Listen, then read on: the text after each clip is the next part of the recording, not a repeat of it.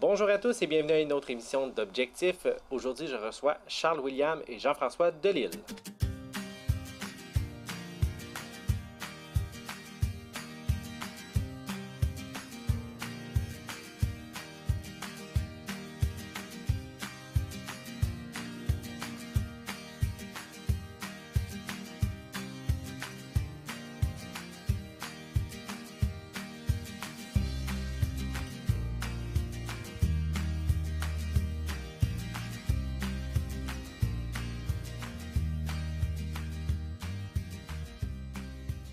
Bonjour messieurs. Bonjour. Bonjour. Ça va bien?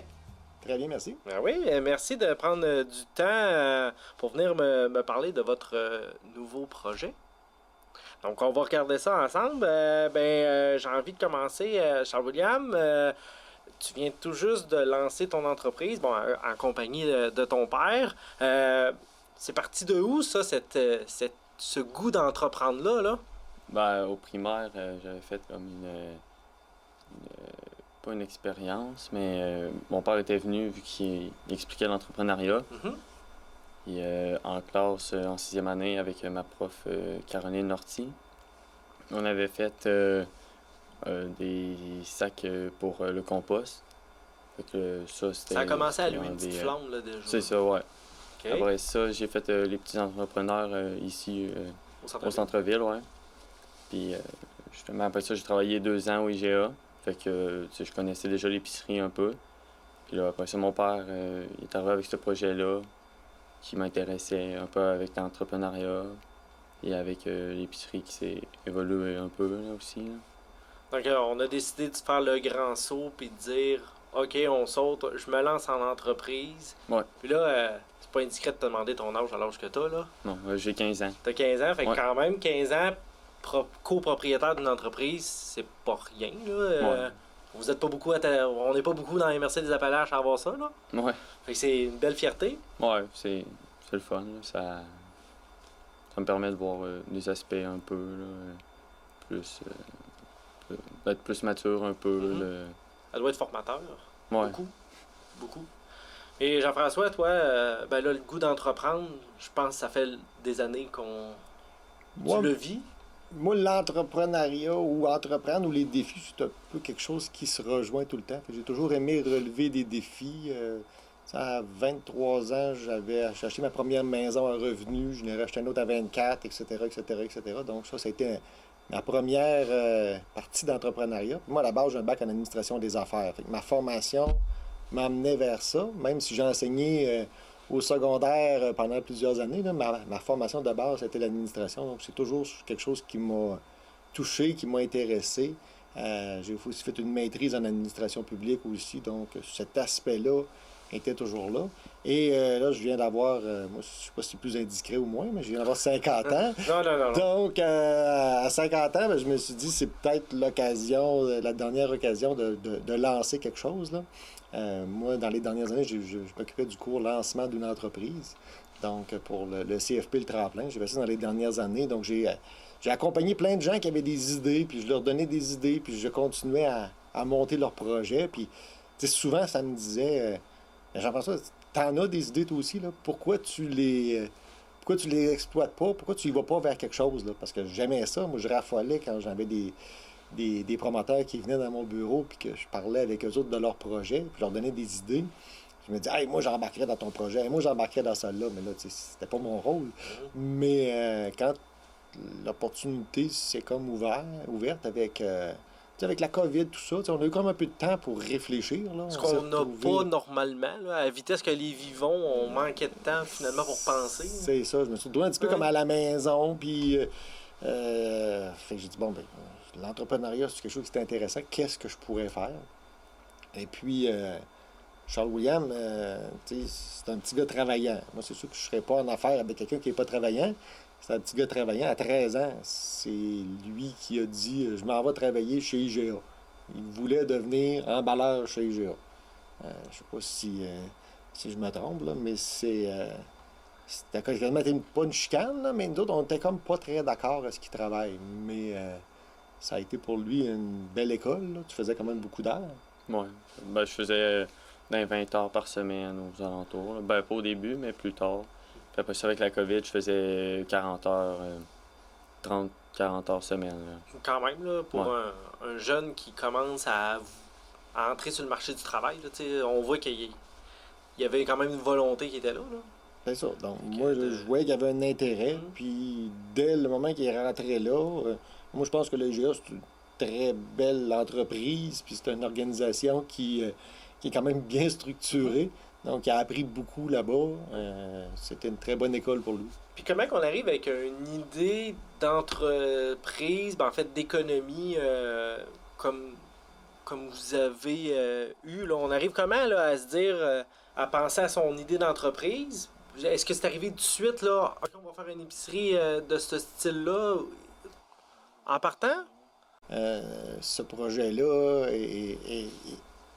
a comme cheminé avec le temps. On est parti, puis on a comme pivoté plusieurs fois. Là. On s'en allait vers une direction, puis là, on pivotait en fonction des informations qu'on allait chercher. Au départ, c'était peut-être plus une entreprise du type de retour de boîtes ouvertes ou choses comme ça, là, des retours de chez Costco, des retours de chez Amazon. Il y a beaucoup d'entreprises comme ça qui sont spécialisées au Québec dans ce domaine-là. On en avait une ici à l'époque, dans ma jeunesse, il y avait le Liquida Club qui était là, ici à Thetford, qui faisait ça. Fait qu'on regardait un petit peu cet aspect-là, mais finalement, on s'est rendu compte que les épiceries économiques étaient peut-être un créneau qui était plus simple à gérer parce que une canne de bine, ça aurait demeuré une canne de bine. Là, je veux dire, elle est là puis elle existe, tandis que les produits, les retours, tout ça, c'est le fun, c'est de la diversité, mais c'est plus compliqué à gérer. Là.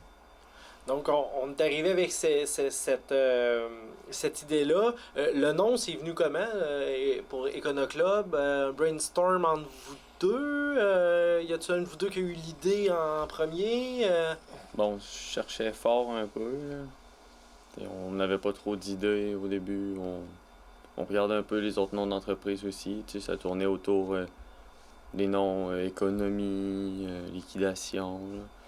Ouais, puis l'aspect club, c'est un aspect qu'on trouvait intéressant d'amener, que les gens se sentent impliqués, là, un petit peu. C'est pas coopératif notre affaire, là, mais c'est quand même de dire les gens, là, quand tu viens, les gens viennent, ils signent une carte de membre chez nous. Donc, c'est gratuit, mais c'est comme un engagement à dire, regarde, moi, je fais partie de votre club, je veux économiser. Puis nous autres, ça nous oblige à dire, vous êtes nos membres, vous n'êtes pas juste nos clients, donc on travaille pour que vous ayez un sentiment d'appartenance et de redevance en termes de satisfaction client. C'est ça, parce que nous, à date, on ne sait pas jusqu'où on va aller avec cette formule club-là. On l'a mis en place. On préfère la mettre en place au début que de la partir dans 2 ans puis que ça ne suive pas. Donc, on l'a parti tranquillement, mais là, on va la faire évoluer avec le temps. Là, je veux rester un peu dans l'organisation là, de l'entreprise. On a quand même Jean-François là, qui a une expérience de travail plus grande. Charles-William, père-fils. On répartit comment ces tâches là parce que visiblement, je suis sûrement. Moi, je me rappelle quand on est jeune, on veut avoir nos propres choses, on veut avoir nos propres responsabilités. Comment on a travaillé ça un peu? Ben, au début, c'était plus lui qui s'en occupait. Je l'aidais un peu. Okay. C'est parce que je travaillais encore au IGA, puis j'avais l'école en même temps, fait que j'étais plus concentré là-dessus. Là. Mais quand l'été, même pendant l'hiver, on est allé un peu partout dans le Québec. Là. On est allé voir des entreprises qui ressemblent à nous, justement, pour voir... dans différents milieux, dans différentes villes. C'est ça. Pour voir vers où on se dirigeait. Puis... dans le fond, après ça, on est parti de là. Puis... C'est ça. Puis là, les tâches, on s'est assis ensemble parce que j'ai dit, gars, moi, je peux pas te dire quoi faire, puis tu peux pas me dire quoi faire. Fait qu'il faut s'entendre sur qui fait quoi, puis il faut regarder c'est quoi nos intérêts. C'est sûr que lui a des forces, moi j'ai les miennes. Donc, on essaie de pas se piler ses pieds là-dedans. Éventuellement, moi, je me dis à l'âge que j'ai tantôt, c'est pas le projet de 20 ans nécessairement. Oui, ça se peut que je sois là-dedans 20 ans, mais je veux dire, c'est pas ce que. C'est pas juste le mien. Donc, lui, c'est important qu'il se sente impliqué, puis qu'éventuellement, il prenne de plus en plus de responsabilités. Nous, on est ouvert 5 jours par semaine. On est fermé lundi, mardi, puis on est ouvert le reste du temps. Mais tu sais, Moi, peut-être qu'avec ma conjointe, on va vouloir avoir des fins de semaine. Fait que la journée qu'on va vouloir avoir des fins de semaine, il va falloir que je m'assure que le copropriétaire à côté est capable de faire tourner la baraque au complet. Puis de son côté, ben c'est la même chose. Lui est aux études. Fait que lui, il faut qu'il s'attende que son père, là, du lundi au vendredi, même si on est fermé 2 jours, que son père soit là pour le travail, parce que c'est quand même beaucoup de travail de monter ça. Ça nous a demandé beaucoup de temps. On parlait qu'on avait fait le tour du Québec, là, effectivement. On a fait le tour du Québec. Nos équipements, c'est un IGA qu'on a démonté à Vaudreuil, là, qu'on est allé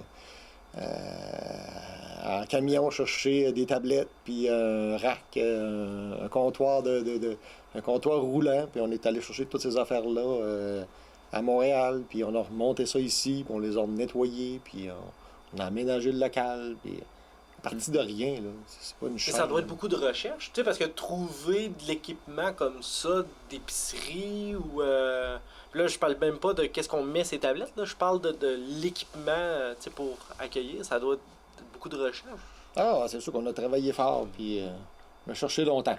Oui, ben, c'était long, là. C'était beaucoup de recherches là, sur un peu tous les sites qu'on pouvait trouver qui vendaient du stock. J'ai trouvé des belles étagères, une bonne caisse. Puis qu'au début, on voulait juste partir que le monde apportait leur stock, mais il allait pas avoir de tapis roulant. Là, c'était à la main qu'on le tassait. OK. Finalement, il est arrivé comme une opportunité d'avoir ce tapis roulant-là, fait que vous l'avez pris? Oui, c'est ça.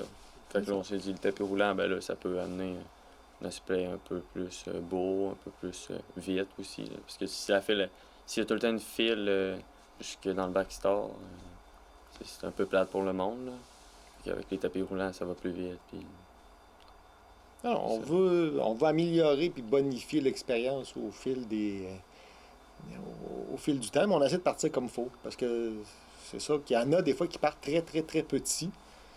Puis il y en a qui partent sur des épiceries économiques dans leur sous-sol. Là. Ils vendent du pain, puis OK, c'est ça qui partent. Là. Là, après ça, ils rajoutent un autre produit. Bon, mais là, nous autres, on est partis quand même assez tout inclus, là, comme on dit. Là. On fait pas de viande, on fait pas de légumes, ni de fruits. Produits laitiers, on touche pas à ça. Ben, produits laitiers, là, pas de lait. Là, mais on est quand même, les gens viennent déjà, là, puis les gens sont contents, puis les gens reviennent. Là, c'est ça qu'on constate. Là. Puis quel produit, là, on a commencé à l'effleurer un peu, là, mais on retrouve... En fait, moi, j'ai...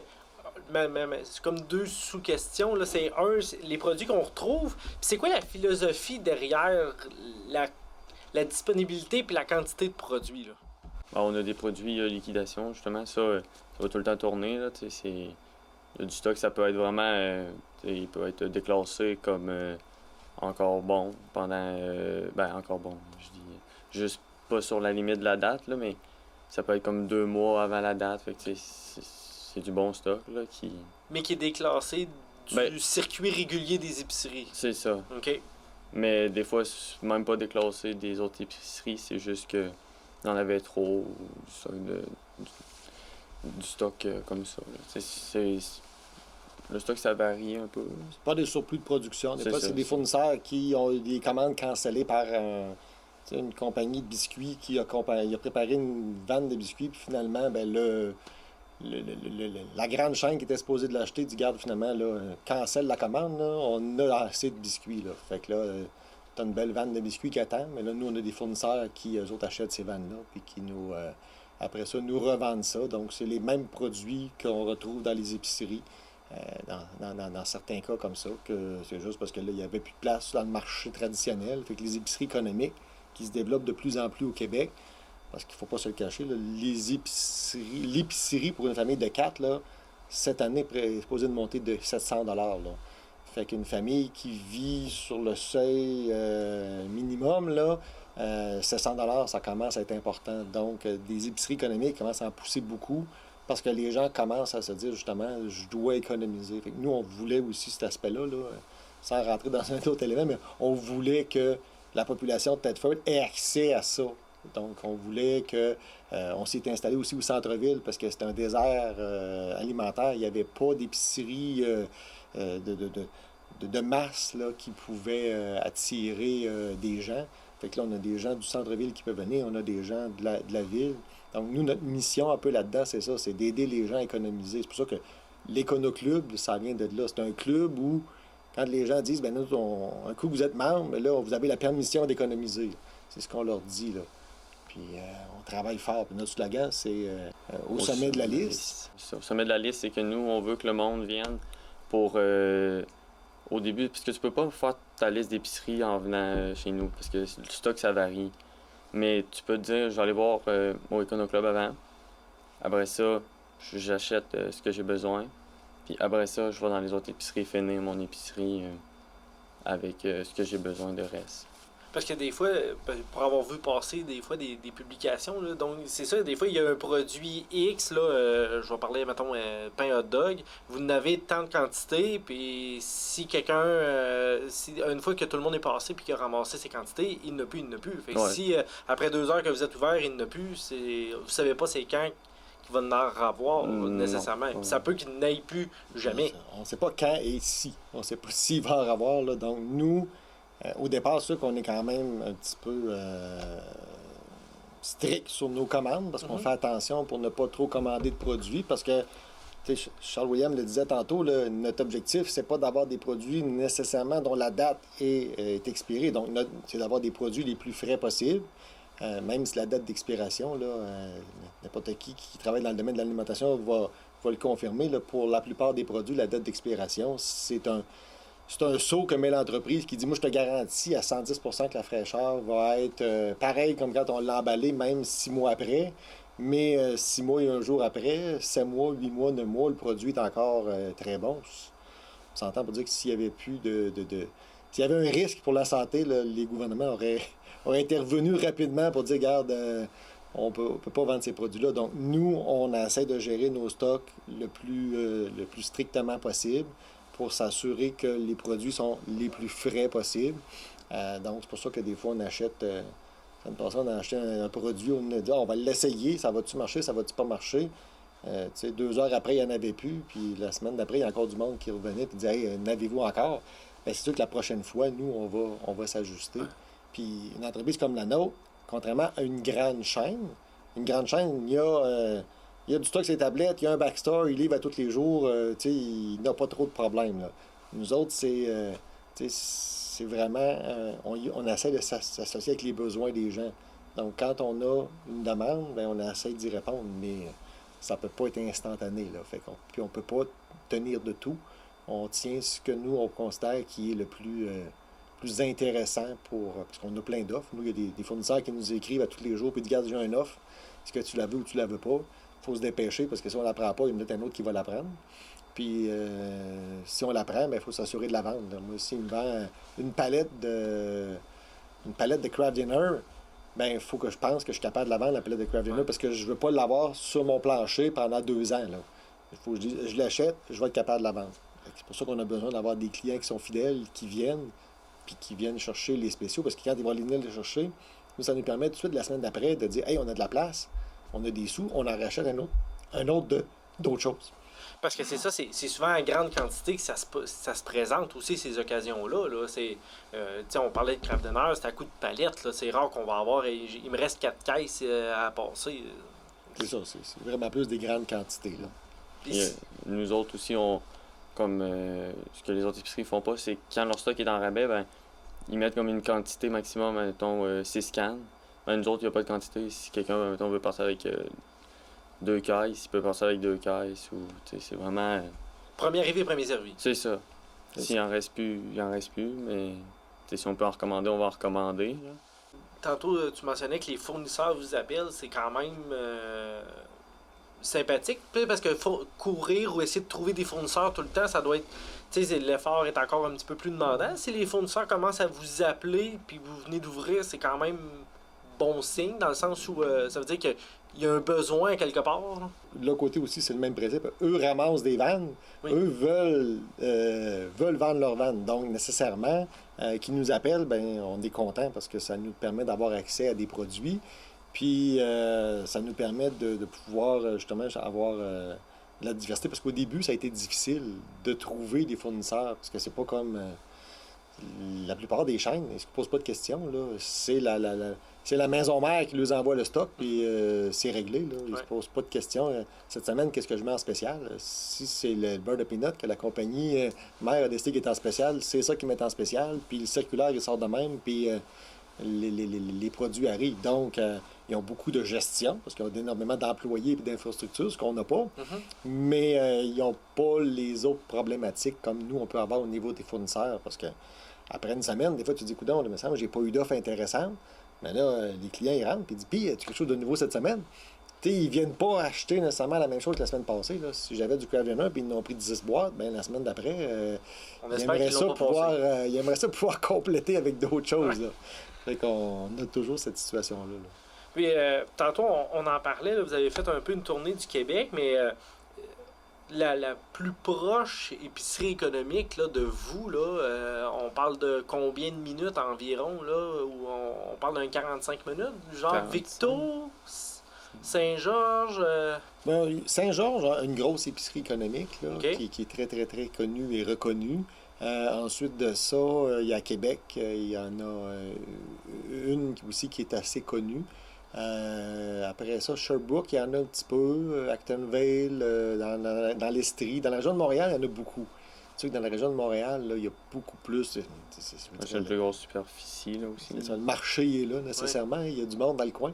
Fait que, mais nous ici, là, on est dans loin, on est de loin l'épicerie économique là, que les gens peuvent se présenter. Ouais, vous êtes seul dans votre créneau, donc techniquement, vous avez votre propre clientèle, puis il faut que les gens aillent à l'extérieur pour aller chercher le même type de produits ou d'opportunités, là, si on veut. Oui, puis nous, quand on a parti ça, je pense pas qu'il y a un épicier en ville là, qui a vraiment été nerveux. Là, on se le dit en face des fois, là, peut-être qu'ils sont nerveux, là, mais on n'a pas un gros volume. Nous, ce qu'on a tendance à vouloir faire, on a parlé d'achat local beaucoup dans les derniers mois, dans les dernières années. Mais moi, j'ai toujours eu un bémol sur l'achat local, puis je vais l'expliquer un peu, c'est que si tu veux que la personne achète localement, il faut que tu lui donnes l'opportunité de pouvoir acheter. Donc, il faut que le produit soit là. Il faut aussi que le prix soit là. Tu ne peux pas juste dire à une personne, oh, mais viens de l'acheter chez nous à 50$, quand partout ailleurs au Québec, ils le vendent à 30$. Fait que ça se peut que la personne dise, ben coudonc, là, je vais aller l'acheter ailleurs à 30$. Fait que, c'est un réflexe, puis les gens sont serrés. Puis, donc, mais comme entrepreneur, on a comme cette obligation-là de dire comment est-ce qu'on fait pour aider ces gens-là. Fait que nous, c'est bizarre à dire, mais on espère qu'en venant acheter chez nous, en économisant de l'argent chez nous, ben les gens, l'argent, ils ne le mettront pas dans leur matelas. Fait que s'ils ont plus d'argent dans leur poche, ben ils vont le dépenser dans les autres épiceries, puis ils vont le dépenser dans les autres commerces aussi de la région. Parce que si avant, ils allaient à l'extérieur pour faire des économies, mais à cette heure, ils n'iront plus à l'extérieur faire des économies, peut-être, parce qu'ils vont essayer de venir les faire chez nous. Bien, cette personne-là qui s'en allait dans un Costco de ce monde, qui s'en allait dans un outlet, c'est sûr que là, nous, c'est pas, on n'est pas là-dedans, mais justement, il faisait le tour, là. Tu sais, il allait, puis il était parti juste acheter du papier de toilette au Costco, puis il est revenu avec 1000$ de dépenses parce qu'il est allé à telle place. Mais nous, si on réussit à offrir localement des produits d'alimentation moins chers ou à prix égal de ce qui se fait ailleurs, bien, les gens ils vont avoir de l'argent dans leur poche, puis ils vont en profiter, puis ça va donner une chance à toutes les épiceries, parce que nous, comme on n'en vend pas de steak, mais peut-être que la personne qui va l'avoir économisé chez nous, elle va s'aller dans une autre épicerie, dans une boucherie, dans une poissonnerie de la ville, puis l'argent qu'elle a économisé, elle va le mettre sur une bonne pièce de viande ou dans un restaurant local. On travaille ce petit boulot aussi. On n'a pas l'impression qu'on va changer le monde. Conserver l'argent dans le territoire de la MRC des Appalaches pour qu'on puisse l'injecter ici, c'est un beau souhait. C'est ça. En terminant, je veux juste rappeler, parce qu'on tantôt on a parlé un peu de réseaux sociaux pour l'Écono Club, mais vous êtes situé où? On est situé justement dans la rue du centre-ville, Notre-Dame-Est, juste où l'ancien district athlétique, ou l'ancien Bravo avant. Oui, l'ancien Bravo, ça parle encore plus, je pense, pour bien des gens. Pour certaines personnes, effectivement. Là. Ouais.